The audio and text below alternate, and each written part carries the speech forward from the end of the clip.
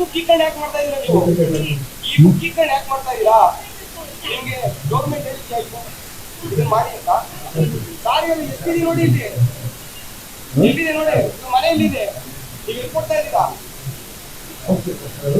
ಯಶವಂತಪುರ ಈ ಬುಕ್ಕೀಕರಣ ನೀವು ಪ್ರಚಾರ ಮಾಡ್ತಾ ಇದ್ದೀರಾ ಇಲ್ಲಿ. ದಾರಿ ಅಲ್ಲ ಮೇಡಮ್, ನೀವು ರೂಲ್ಸ್ ಫಾಲೋ ಮಾಡಬೇಕು. ಈ ಬುಕ್ಕೀಕರಣ ಎಸ್ ಸರ್, ಅವ್ರ ಫೋಟೋ ಹಾಕೊಂಡು ಅವ್ರ ಬುಕ್ಕಲ್ಲಿ ಇಟ್ಕೊಂಡು ಮಾಡ್ತಾ ಅವರೆಲ್ಲ ಎಲ್ಲರಿಗೂ.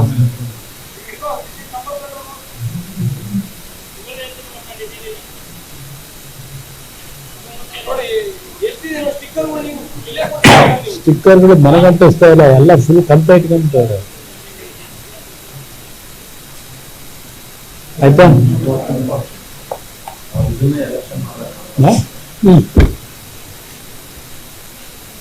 ರಾಜ್ಯದ ಮುಖ್ಯಮಂತ್ರಿಗಳು ಅತ್ಯಂತ ದೊಡ್ಡ ಮಟ್ಟದ ಪ್ರಚಾರ, ಅವರ ಮನೆಯಲ್ಲೇ ಇನಾಗ್ರೇಷನ್ ಮಾಡಿರ್ತಕ್ಕಂಥದ್ದು. ಈ SIRನ ಪ್ರಕ್ರಿಯೆಗೆ ಏನು ಇನಾಗ್ರೇಷನ್ ಮಾಡಿ ಎಲ್ರಿಗೂ ಸಂದೇಶ ಕಳಿಸಿದರು. ಆ ಸಂದೇಶದ ಮುಖಾಂತರವೇ ಈಗ ಇಷ್ಟೊಂದು ರಾಜ್ಯದಲ್ಲಿ ಮತದಾರರ ವಿಷಯದಲ್ಲಿ ಏನು ಈ ಒಂದು ಪ್ರಕ್ರಿಯೆ ಇದೆ, ಯಾವ ಮತದಾರರ ಲಿಸ್ಟ್ನಲ್ಲಿ ಅವರ ಹೆಸರಿಲ್ಲ ಅದನ್ನು ಅಡಿಷನ್ನು ಮಾಡ್ತಕ್ಕಂಥದ್ದಿರ್ಬೋದು, ಇಲ್ಲ ತೀರ್ಕೊಂಡು ಹೋದಂಥವ್ರು, ಇಲ್ಲ ಬೇರೆ ಕಡೆ ವರ್ಗಾವಣೆ ಇರತಕ್ಕಂಥವರ ಪರಿಷ್ಕೃತ ಪಟ್ಟಿಯನ್ನು ಮಾಡ್ತಕ್ಕಂಥದ್ದು. ಈ ರೀತಿ ಒಂದು 4-5 ನಿಯಮಾವಳಿಯನ್ನು ಕೊಟ್ಟು ಇವರಿಗೇನು ಪರಿಷ್ಕರಣೆ ಮಾಡಲಿಕ್ಕೆ ಹೇಳಿದ್ದಾರೆ.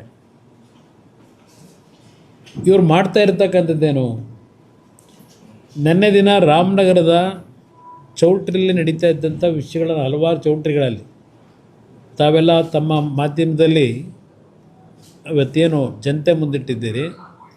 ಈಗ ನಿಮ್ಮ ಮುಂದೆ ನಾನು ಇಟ್ಟಿರ್ತಕ್ಕಂಥದ್ದು ಯಶವಂತಪುರದ ಮಹಾನ್ ನಾಯಕರು, ಭಾಳ ಚೆನ್ನಾಗಿ ಮಾತನಾಡ್ತಾರೆ. ಪಾಪ ಕಾಂಗ್ರೆಸ್ಸು JDSನ ಸಮ್ಮಿಶ್ರ ಸರ್ಕಾರ ಇದ್ದಾಗ ರಾತ್ರಿ ಕದ್ದು ಚೆನ್ನೈಗೆ ಹೋಗಿ ನನ್ನ ಕ್ಷೇತ್ರ ಅಭಿವೃದ್ಧಿ ಆಗಬೇಕು, ಅಭಿವೃದ್ಧಿಗೋಸ್ಕರವಾಗಿ ನಾನು ಕಾಂಗ್ರೆಸ್ ಬಿಟ್ಟು BJP ಸೇರ್ತೀನಿ ಅಂತ ಹೇಳಿ BJPಗೆ ಸೇರಿ BJPನಲ್ಲಿ 3 ವರ್ಷ ಮಂತ್ರಿ ಪದವಿನೂ ಎಂಜಾಯ್ ಮಾಡಿ ನಂತರ ಕಾಂಗ್ರೆಸ್ ಸರ್ಕಾರ ಬಂದರೆ ಅಯ್ಯೋ ನನ್ನ ಕ್ಷೇತ್ರದಲ್ಲಿ ಇನ್ನೂ ಕೆಲಸಗಳಾಗಿಲ್ಲ, ಅಭಿವೃದ್ಧಿಗೋಸ್ಕರವಾಗಿ ಕಾಂಗ್ರೆಸ್ ಬೆಂಬಲ ಕೇಳಲಿಕ್ಕೆ ಹೋಗಿದ್ದೀನಿ ಅವರ ಮಂತ್ರಿಗಳ ಹತ್ರ ಅಂತ ಹೇಳ್ತಾ ಇದ್ದಂಥ ವ್ಯಕ್ತಿ, ಯಾವ ಸಂದರ್ಭದಲ್ಲಿ ಯಾವ ಪಕ್ಷ ಅದೆಲ್ಲ ಅವರವರ ಹಣೆಬರ ಇರಲಿ. ಇವತ್ತು ಈ ಒಂದು ಪ್ರಕ್ರಿಯೆಯಲ್ಲಿ ಈ ಅಧಿಕಾರಿಗಳಿಗೆ ಅವರ ಒಂದು ಬುಕ್ಲೆಟ್ಗಳು, ಅವ್ರ ಫೋಟೋ ಇರ್ತಕ್ಕಂಥ ಬುಕ್ಲೆಟ್ಗಳಲ್ಲಿ ಅದು ಮತದಾರ ಲಿಸ್ಟ್ ಇಟ್ಕೊಂಡವರು ಏನು ಇಟ್ಕೊಂಡಿದ್ದಾರೋ ಅದೆಲ್ಲ ತನಿಖೆ ಆಗಬೇಕು. ಇವತ್ತು ಮತದಾರರನ್ನ ಇವತ್ತೇನು ಐಡೆಂಟಿಫೈ ಮಾಡ್ತಕ್ಕಂಥ ವಿಷಯದಲ್ಲಿ ಸರ್ಕಾರದ ಅಧಿಕಾರಿಗಳನ್ನು ಡೆಪ್ಯೂಟ್ ಮಾಡಿದ್ದಾರೆ ಸರ್ಕಾರದಲ್ಲಿ. ಬಹುಶಃ ಈಗಿನ ಸರ್ಕಾರದಲ್ಲಿ ಇವರಿಗೆಲ್ಲರಿಗೂ ತಯಾರು ಮಾಡೇ ಕಳಿಸಿದ್ದಾರೆ. ಇಡೀ ರಾಜ್ಯದ ಅಧಿಕಾರಿಗಳಿಗೆ ಈ ಸರ್ಕಾರದ ಗುಲಾಮರಾಗಿ ಕೆಲಸ ಮಾಡಿ ಅಂತ ಹೇಳಿರಬೇಕು ಬಹುಶಃ. ಇವತ್ತು ನಿಮಗೆ ರೆಡ್ ಹ್ಯಾಂಡ್ ಆಗಿ ಯಾವೊಬ್ಬ ಅಧಿಕಾರಿ ಇವತ್ತು ಪ್ರಾಮಾಣಿಕವಾದ ಕೆಲಸ ಮಾಡಬೇಕು ಪಾರದರ್ಶಕತೆಯಿಂದ.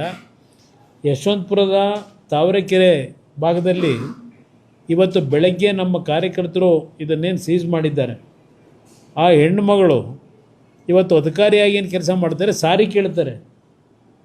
ಇನ್ನೊಬ್ಬ ಅಧಿಕಾರಿ ಬರ್ತಾನೆ, ಆಯ್ತು ಈಗ ಮಾಡಿದ್ದು ವೀಡಿಯೋ ಮಾಡಬೇಡಿ ಅಂತಾನೆ.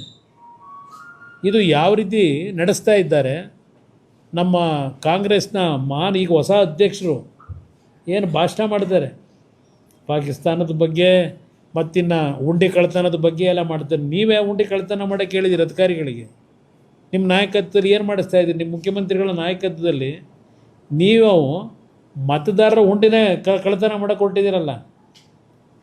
ಸಂವಿಧಾನದ ಬಗ್ಗೆ ಚರ್ಚೆ ಮಾಡ್ತೀರಿ, ಇವತ್ತು ಮತದಾರರ ಉಂಡಿನೇ ಲೂಟಿ ಹೊಡಿಯೋಕ್ಕೆ ಹೊರಟಿರ್ತಕ್ಕಂಥ ಸರ್ಕಾರ ಇದು.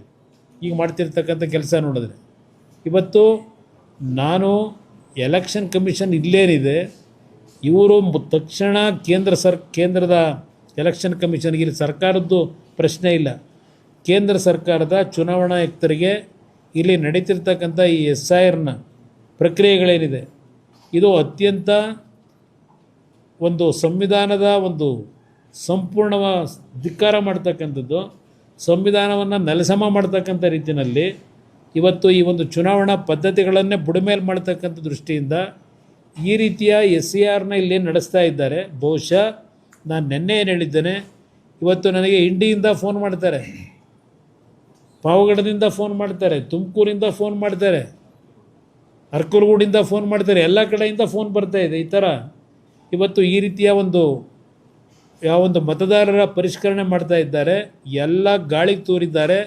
ಅಂತಕ್ಕಂಥದ್ದನ್ನು ನನಗೇನು ಮಾಹಿತಿ ಕೊಡ್ತಾ ಇದ್ದಾರೆ. ಇವತ್ತು ಮಧ್ಯಾಹ್ನ 3 ಗಂಟೆಗೆ ನಮ್ಮ ಪಕ್ಷದ ಫ್ಲೋರ್ ಲೀಡರ್ ಏನಿದ್ದಾರೆ ಸುರೇಶ್ ಬಾಬು ಅವರು ಮತ್ತು ಹಲವಾರು ಶಾಸಕರುಗಳೊಂದಿಗೆ ನಿಖಿಲ್ ಕುಮಾರಸ್ವಾಮಿಯವರು ಸಹ ಇವತ್ತು ಮಧ್ಯಾಹ್ನ 3 ಗಂಟೆಗೆ ಚುನಾವಣಾ ಆಯುಕ್ತ